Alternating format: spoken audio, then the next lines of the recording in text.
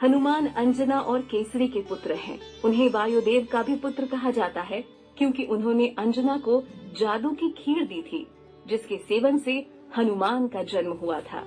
हनुमान स्वयं शिव का प्रतिबिंब हैं। हनुमान को लगा कि सूर्य एक रसदार फल है और वे उसे खाना चाहते थे। उन्होंने आकाश में एक विशाल छलांग लगाई और चमकते सूर्य को पकड़ने के लिए निकल गए। इससे इंद्रदेव क्रोधित हो गए। इंद्रदेव ने हनुमान पर वज्र से प्रहार किया, जिससे वायुदेव क्रोधित हो गए और उन्होंने वायुमंडल से हवा को चूस लिया। वायुदेव को शांत करने और हवा वापस लाने के लिए सभी देवताओं ने असाधारण शक्तियों के साथ हनुमान को आशीर्वाद दिया। असाधारण शक्तियों ने हनुमान को शरारती बना दिया और मातंग मुनि को उन्हें अपनी सभी शक्तियों को भूल जाने का शाप देना पड़ा। वे तभी याद कर पाएंगे जब कोई उन्हें याद दिलाएगा। हनुमान राम और लक्ष्मण को परेशान करने के लिए एक संत के रूप में प्रकट हुए, परंतु समझ आने के बाद राम को अपने भगवान के रूप में पूजा और राम की पत्नी सीता की खोज में उनके साथ शामिल हो गए। लंका में सीता बंदी थी। हनुमान के अलावा वानर सेना में कोई भी नहीं था जो लंका पहुंचने के लिए विशाल समुद्र को पार कर सके। तो भालू के राजा जांबवान ने हनुमान की शक्तियों की उनकी स्मृति को ताजा किया और इस तरह शाप टूट गया। हनुमान अब अपनी शक्तियों को प्राप्त कर लिए। वे मजबूत और ताकतवर हो गए।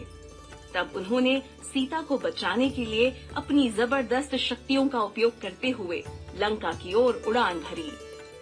उड़ान भरते समय विशाल सागर के राक्षस ने उनके मार्ग में बाधा डाली।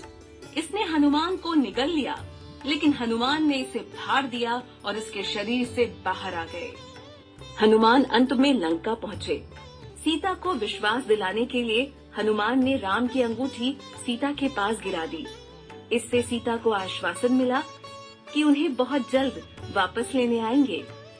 लौटते समय हनुमान को पकड़ लिया गया और उन्हें रावण के सामने पेश किया गया।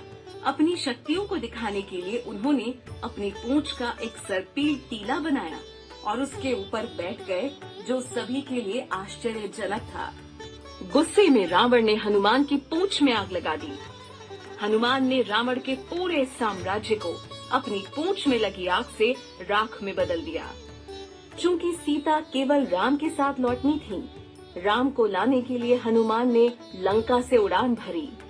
लंका पहुंचना कोई आसान काम नहीं था।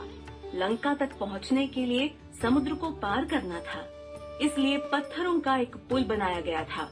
प्रत्येक पत्थर पर राम शब्द लिखा गया था। वहीं से इस पुल का नाम राम सेतु रखा गया। लंका पहुंचने के बाद रावण की सेना ने वानर सेना पर हमला किया। युद्ध हिंसक हो गया और दोनों ओर से कई सेनाएं मर गईं। रावण के पुत्र इंद्रजीत ने लक्ष्मण को बुरी तरह घायल कर दिया। लक्ष्मण बुरी तरह से आहत थे और उसे ठीक करने का एकमात्र उपाय संजीवनी जड़ी बूटी का उपयोग करना था, जो कि द्रोणागिरी या गंधमर्दन में उपलब्ध था। हनुमान एक ही बार में पूरा पहाड़ ले आए।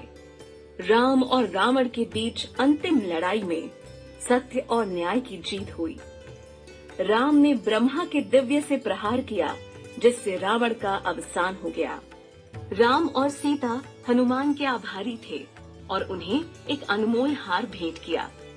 हनुमान ने कहा कि मैं ऐसा कुछ भी स्वीकार नहीं कर सकता जिसमें मेरे प्रभु न हो।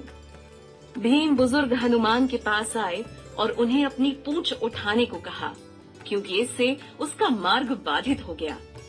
एक शक्तिशाली व्यक्ति होने के बावजूद भीम से हनुमान की पूंछ नहीं उठाई गई। इससे भीम का अहंकार चकनाचूर हो गया। हनुमान ने एक बार अपने भगवान राम को प्रसन्न करने के लिए पूरे शरीर पर सिंदूर लगाया था। उनके इस कर्म ने साबित कर दिया था कि वह एक वास्तविक